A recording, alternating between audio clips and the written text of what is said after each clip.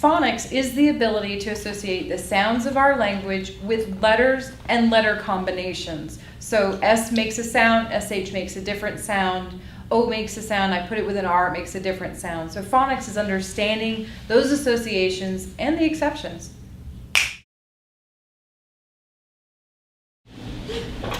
Again, I'm going to move through each of these components in a hope that you can see how they all work very independent of one another and yet must come together to make a good reader. Phonemic awareness by itself is the auditory processing of our language. Now we're going to move into phonics.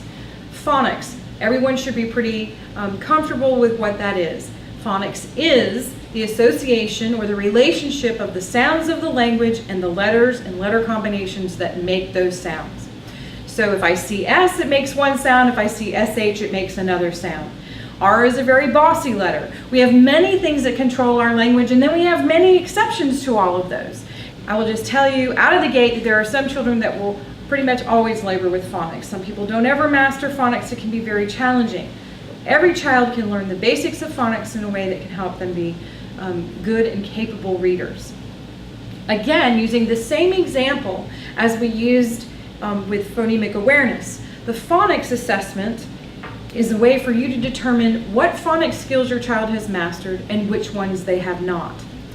Phonics instruction typically begins in kindergarten, and we hope that it's mastered by the end of 3rd grade. Again, I said hope. It doesn't always happen.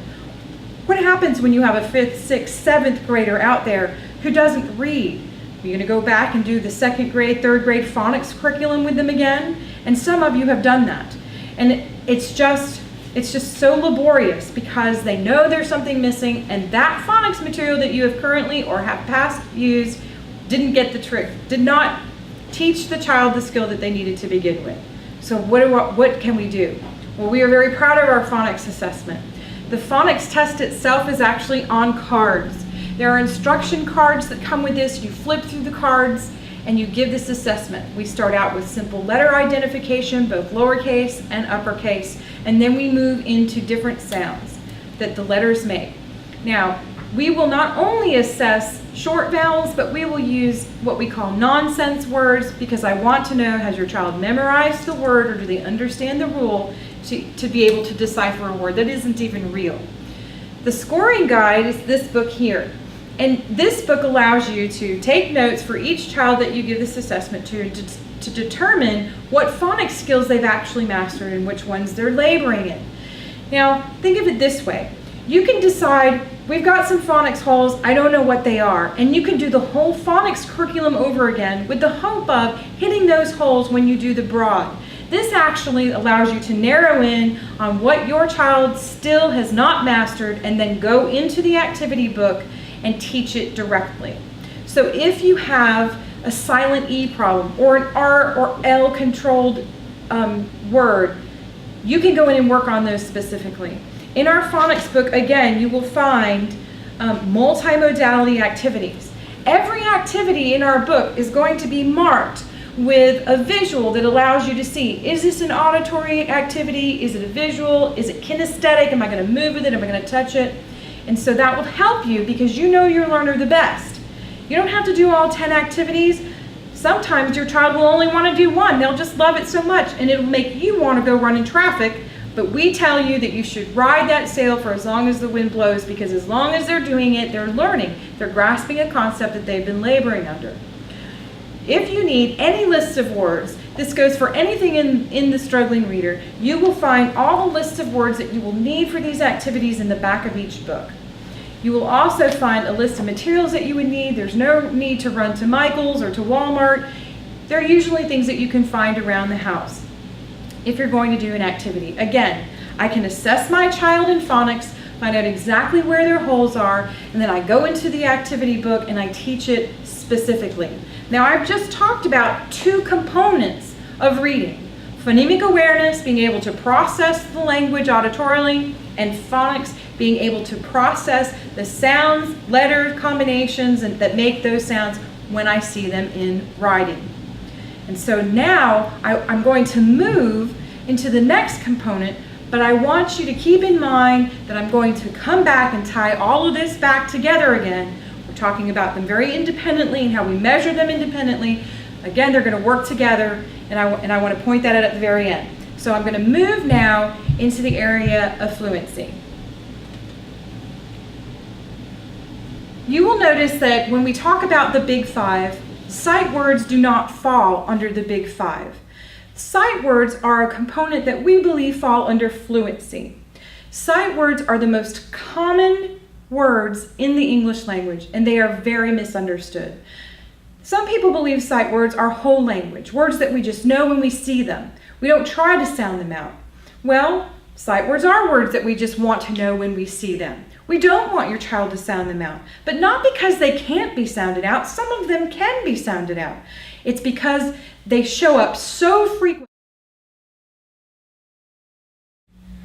The word the or the appears 75 times every 1,000 words. There are other very common words, of, but, and. Those words, the top 10 words, make up 24% of the written language.